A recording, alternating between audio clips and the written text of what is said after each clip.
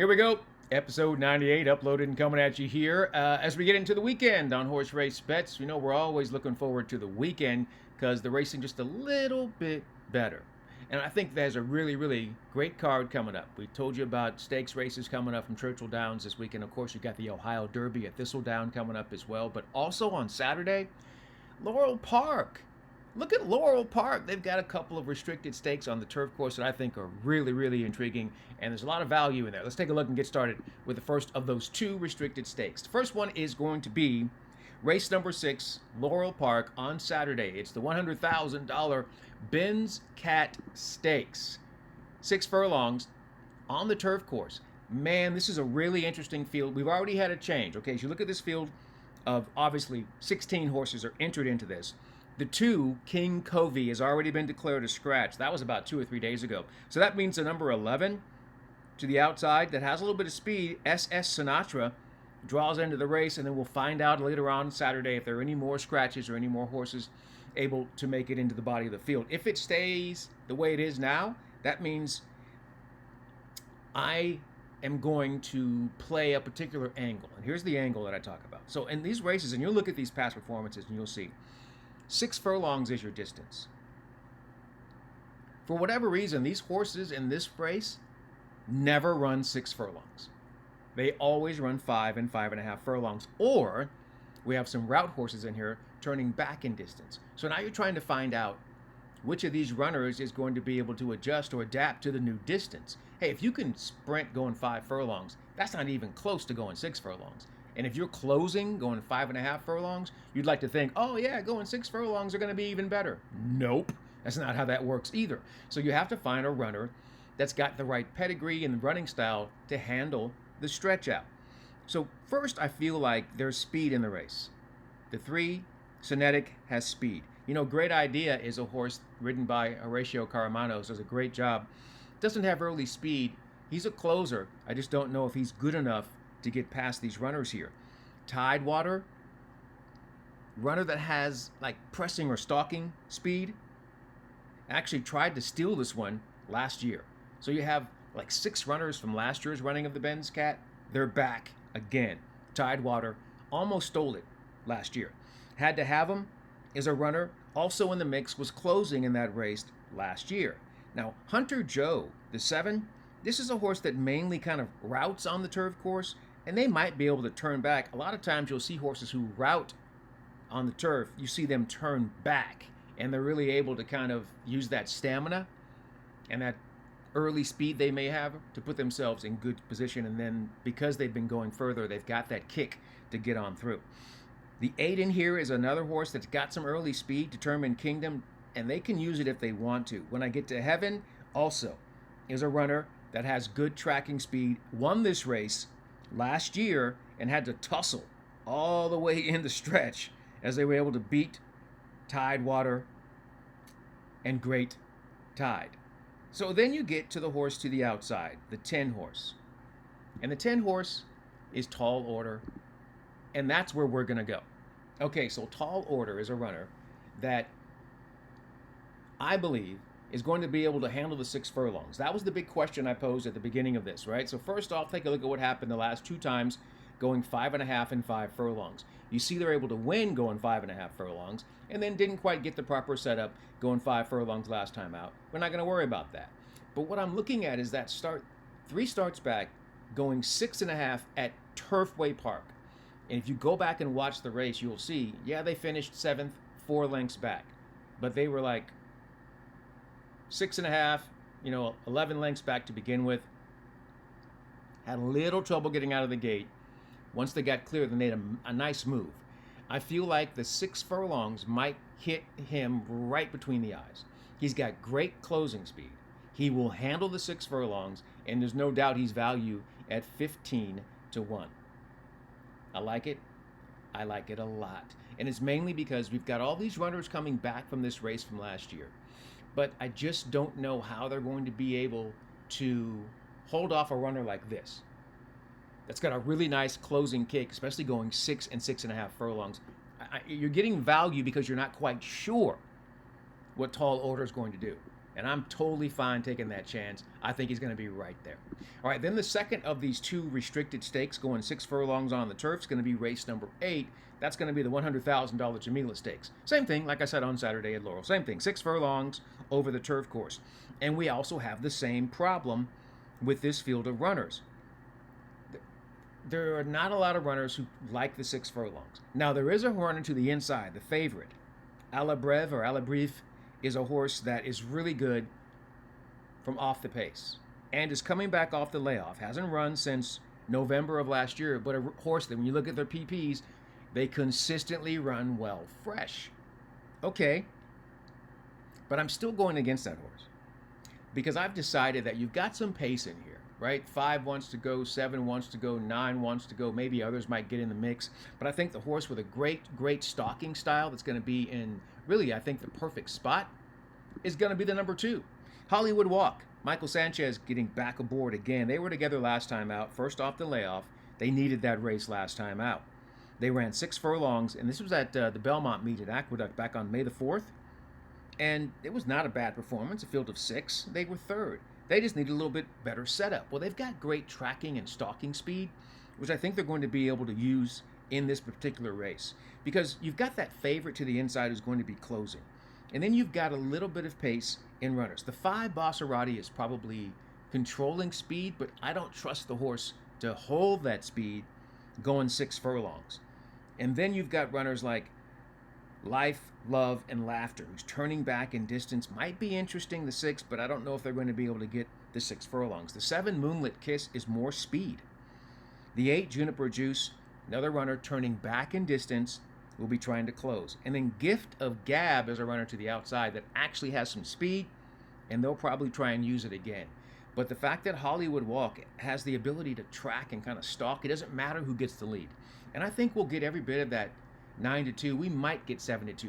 But because you've got Basarati in the race who's got the speed, and you've got the favorite to the inside of Alabreve, those horses will take play. So Hollywood Walk will be at least 9-2. We might even float up.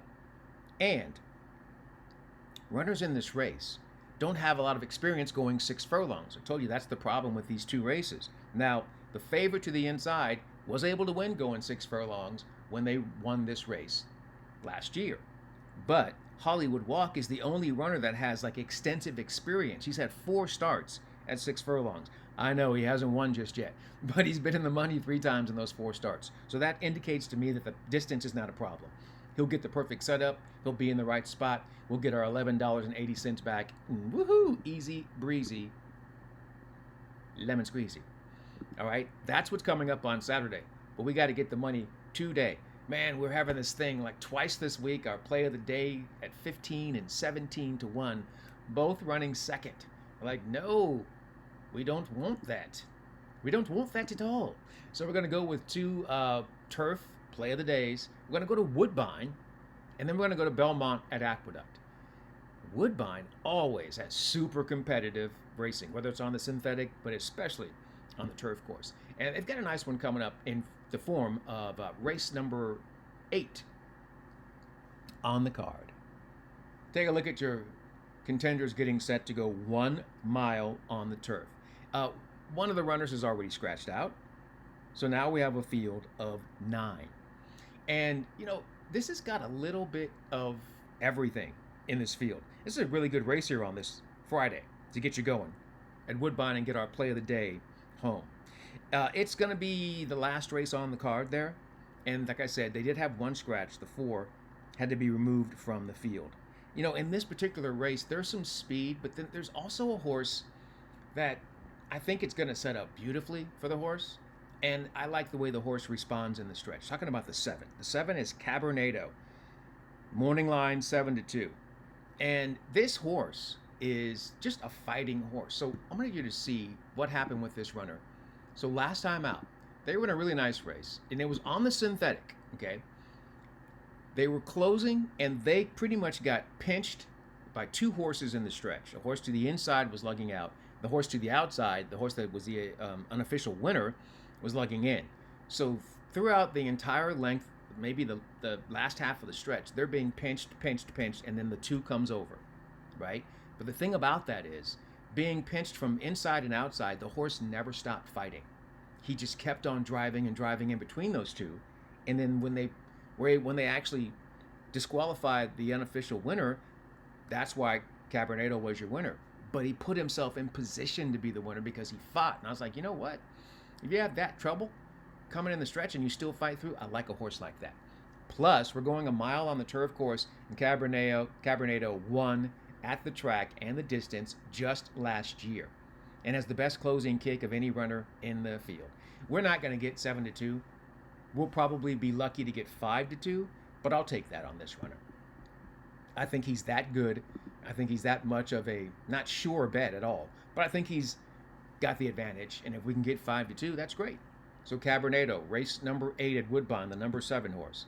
Then we go to the last race on the card with our friends over there at Belmont at Aqueduct. All right, we got a nice situation here as we were on the turf course going 6 furlongs, and you get 10 runners here. So the thing about this race, these horses are okay, decent runners. The issue is that the 2 horse is, like his record doesn't prove it, but he's just a better horse. He's just a better horse, especially when we're talking about going 6 furlongs over the turf course. Now the 1A is going to be scratched out, but we knew the 1A was going to scratch out, so that's why I didn't even include the 1A when you're looking at your entries here for this race, number 9 on the card from Belmont at Aqueduct on this Friday. You got some speed in the race up and down the body of the field, but it's just keep this simple. The 2 is just a better horse than the rest of them in here.